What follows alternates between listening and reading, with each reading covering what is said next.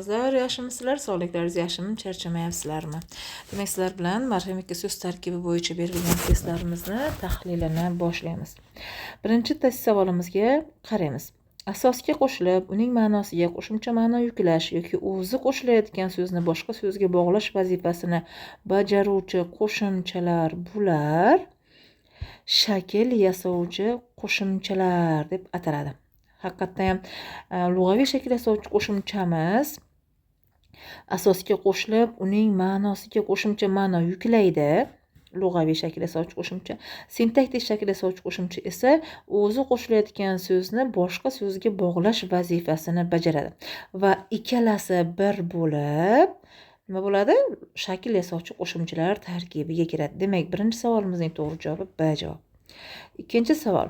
Bugungi kunda madaniy turmushimizni qog'ozsiz tasavvur qilib bo'lmaydi. Mazkur gapda nechta shakl yasovchi qo'shimcha mavjud? Keling, birinchi bu qo'shimcha so'zlar, gapdagi so'zlarni alohida tahlil qilib chiqamiz. Bugun asos gi so'z yasovchi qo'shimcha. Kun asos da bu kelishik qo'shimchasi, shakl yasovchi qo'shimcha.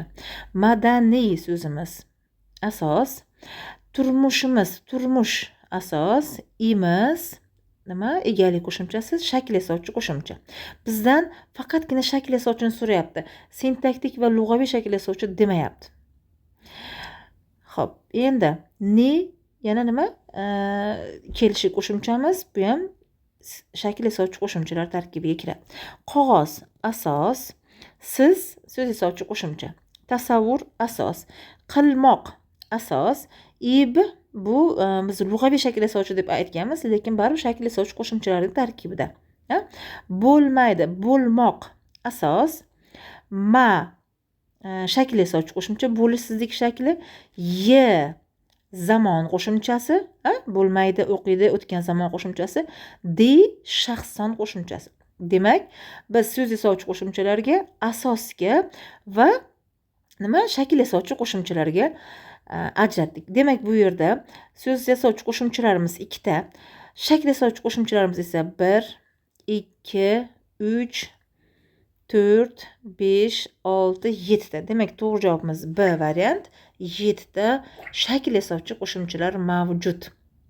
Agar bizga shu savolda lug'aviy shakl yasovchi qo'shimcha va sintaktik shakl yasovchi qo'shimchalarga ajrating desa nima qilgan bo'lar edik?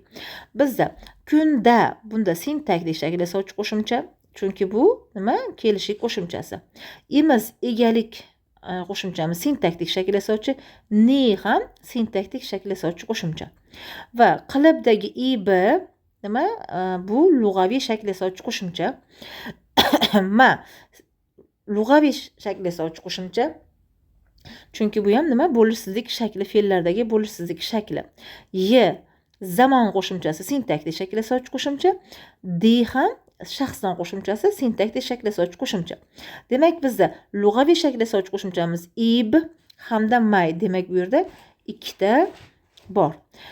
Sintaktik shakl yasovchi qo'shimchamiz esa da, imiz, ni, ye, d. Demak, jami 1, 2, 3, 4, 5 ta sintaktik shakl yasovchi qo'shimchalarimiz mavjud ekan.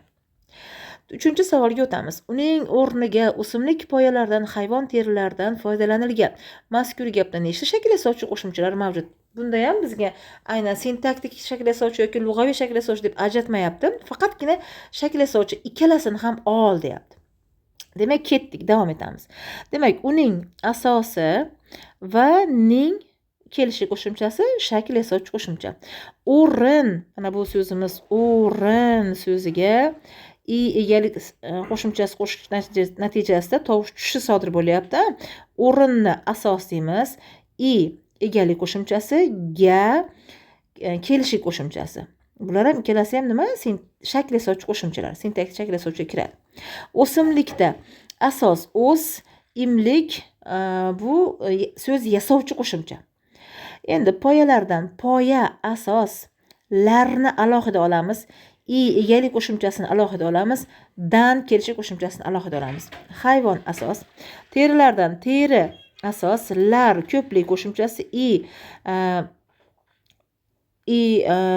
nima edi, egalik qo'shimchasi, dan kelishik qo'shimchasi, foydalanilgan foyda asos, lan so'z yasovchi qo'shimcha, il majhul nisbat qo'shimchasi va gan bu zamon qo'shimchasi, foydalanilgan, avval foydalanilgan. Ketdik. Demak, bizda ajratdik so'z yasovchi qo'shimchalarga, asosga va shakl yasovchi qo'shimchalarga. Bizdan shakl yasovchi qo'shimchalarni so'rayotganligi uchun endi bularni sanaymiz. 1 2 3 4 5 6 7 8 9 10 11 S variantimiz to'g'ri bo'ladi. Tushunarli bo'lgan bo'lsa, bundan juda ham xursand bo'laman. Demak, o'simlikni ustozlar ba'zilar o'ylashimiz mumkin, o'z so'ziga im qo'shilib, keyin lik qo'shilmaganmi deyishingiz mumkin. Yo'q. Agar shunday bo'lganda, mana o'sim degan so'zimiz ma'no jihatdan biron bir mazmunni izohlashi kerak edi. O'sim degan so'zimiz yo'q. Shuning uchun ham biz bilingki, o'z so'ziga bu o'smoq so'ziga imlik ot yasovchi qo'shimcha qo'shilgan. Xo'p, 4-savol. Qaysi so'zda 4 ta ma'noli qism mavjud? Mana hozir nima qilamiz? Ajratamiz. Xalq, asos, plus imiz, egalik qo'shimchasi, ko'plik shakli va ning. Nechta morfemaga ajratadi? Ma'noli qism degani morfemaga ajrating degani. Demak, 4 ta morfemaga ajratadi. Qabristonni ajratamiz. Qabr qo'shamiz, iston. Bu nima? Ot yasovchi, o'rinjoy ot yasovchi qo'shimcha va ga. Demak, bunda ham nechta bo'ldi? Bunda ham 3, kechirasizlar.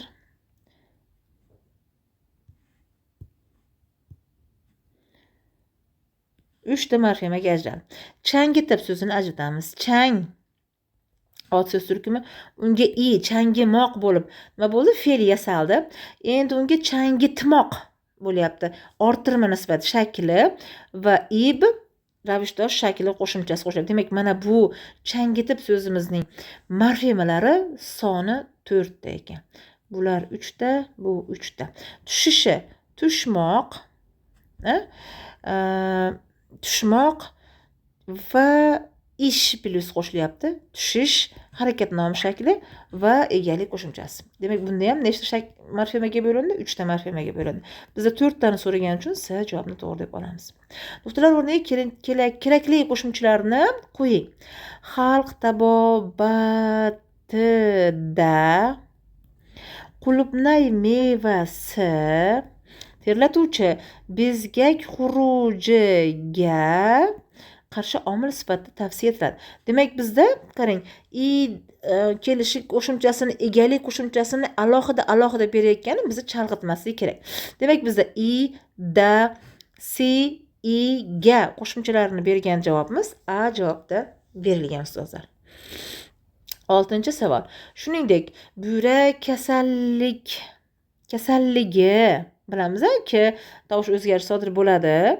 Egalik qo'shimchasi qo'shilganida o't yo'lining yallig'lanishi, chunki mana bu yallig'lanishi deganda mana bu egalik qo'shimchasi albatta o'zidan oldingi so'zda qaratqich kelishigi bo'lishini talab qiladi. Buyrak kasalligi o't yo'lining yallig'lanishi bilan bog'liq kasalligida o't yo'lining yallig'lanishi bilan bog'liq kasalligida iste'mol qilish lozim ko'riladi. Demak, bu menimcha shu qulupnay mevasi haqida gap ketyapti. Buyrak kasalligi o't yo'lining yallig'lanishi bilan bog'liq kasalligida iste'mol qilish lozim. Demak, ning da. Mana bu B javobimizda nima qilyapti? To'g'ri berilyapti. 6. 7. Olimlarning, bunda ham nuqtalar o'rniga kerakli qo'shimchalarni qo'shishimiz kerak ekan. Olimlarning fikriga hamda ga ikkita shakl yasovchi qo'shimchamiz bor ekan. Qaraganda qulupnay buyrakdagi toshni yemirish. Mana tosh so'zdan keyin fe'l so'z turkumi kelyapti. Ot so'z turkumi fe'l so'z turkumiga bog'lanayotganda albatta ne tushum kelishidan foydalanamiz. Buyrakdagi toshni yemirish qobiliyatiga ega bo'lishi. Qobiliyatiga ega bo'lishi. Xo'p, bo'lishi bilan birga tosh hosil bo'lishiga yo'l qo'ymaydigan, bo'lishiga yo'l qo'ymaydigan tabiiy omillardan hisoblanadi. Demak, bizga i kerak, hammasida mavjud, ga kerak, hammasida mavjud. Undan keyin ne kerak, a chiqib ketdi. Toshni yemirish i hammasida bo'ldi. Qobiliyatiga D javobga qarab ketyapmiz va bo'lishiga yo'l qo'ymaydi. Demak, D javobimizda barcha to'g'ri qo'shimchalar berilgan. 8-savol. Shakl yasovchi qo'shimchalar berilgan qatorni aniqlang. Shakl yasovchi qo'shimcha bo'lishi uchun bu so'z yasovchi qo'shimchalar bo'lmasligi kerak. Bizda bog'bon, so'z yasovchi qo'shimcha, masalan deylik tarixshunos so'z yasovchi qo'shimcha. Demak, bu a javobimiz chiqib ketadi. Ona, bu bilamiz, gulli, gulsiz, bema'no, bemaza deganimizdek, bular ham so'z yasovchi qo'shimchalar qo'shilyapti. Bittagina so'z yasovchi qo'shimcha qo'shilgan bo'lsa ham biz uni ololmaymiz. Endi D javobga qarang. Suv so'ziga, ot so'z turkumiga sani qo'shganimizda suvsamoq bo'ladi. Fe'l yasaladi. Demak, bu ham so'z yasovchi qo'shimcha. Ira, yarqira, vizilla degan so'zlarimizda so'z yasovchi qo'shimchalar tarkibiga kirib ketadi. Demak, bizda faqatgina S javoblar, qizlar, borguncha, borib. Bu nima? Shakl yasovchi qo'shimchalar tarkibi. S javobni to'g'ri deb olamiz. 9-savol. So'z yasovchi qo'shimcha berilmagan qatorni aniqlang. Asosan nima deyapti? Bo'lishsizlik shaklida turibdi. Demak, so'z yasovchi qo'shimcha bo'lsa, uni chiqarib tashlang deyapti. Soat, pas, oshpaz, siz, gulsiz, pulsiz va hokazo. Demak, bizda B javob qoldi. Ga kelishik qo'shimchasi shakl yasovchi qo'shimcha tarkibiga kirgani uchun. B javobimiz to'g'ri. Ana endi boyliging ko'p bo'lsa bo'lsin, ko'p bo'lmasa ham biliming ko'p bo'lsin. Bu gapda nechta lug'aviy shakl yasovchi va nechta sintaktik shakl yasovchi qo'shimcha mavjud degan savolga javob beramiz va buni ham hozirgidek yuqorida qilganimizdek tahlil qilib olamiz. Endi qarang, lug'aviy shakl yasovchi qo'shimchalarni ostiga to'lqin chizaman, sintaktik shakl yasovchi qo'shimchalarning tagiga oddiy chiziq chizaman. Hushyor bo'lib tekshirib turamiz.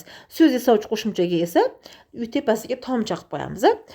Boylik asos, boylik bu so'z yasovchi qo'shimcha, ot yasovchi qo'shimcha. Endi unga egalik qo'shimchasi qo'shilyapti. Egalik qo'shimchasi sintaktik shakl yasovchi qo'shimcha. Ajratdik. Ko'p bo'lmasa, bo'l asos, lug'aviy shakl yasovchi qo'shimcha, shart mayli, bu nima? Sintaktik shakl yasovchi qo'shimcha. Biliming, bilmoq asos, so'z yasovchi qo'shimcha, egalik qo'shimchasi va bu sintaktik shakl yasovchi qo'shimcha. Bo'lsin, bo'l asos, sin buyruq mayli, buyruq istak mayli. Demak, bunda ham nima bo'ladi endi? Sintaktik shakl yasovchi qo'shimcha bo'ladi. Endi sanaymiz. Lug'aviy shakl yasovchi qo'shimchalarimiz nechta bo'ldi? Faqatgina bitta bo'ldi. Bitta lug'aviy. Xo'p, sintaktikimiz nechta bo'ldi? 1, 2, 3, 4 ta. 4 ta sintaktik shakl yasovchi qo'shimcha. Demak, bu javobimiz A variantda berilgan. Bitta lug'aviy 4 ta sintaktik shakl yasovchi qo'shimcha. Agar bizdan yasovchi qo'shimchani ham so'ragan bo'lganida, boylikdagi likni, bilimdagi imni olib biz necha degan bo'lardik? 2 ta so'z yasovchi qo'shimcha bor deb ham aytgan bo'lar edik. Mana hurmatli ustozlar, 10 talik testimizni tahlilini bajarib oldik. Hammasini to'g'ri topgan ustozlarimizga barakalla deymiz. Ilmingiz ziyoda bo'lsin. Biz bilan birga bo'ling. Sizni hurmat qilgan holda tahlilimizni tugatamiz.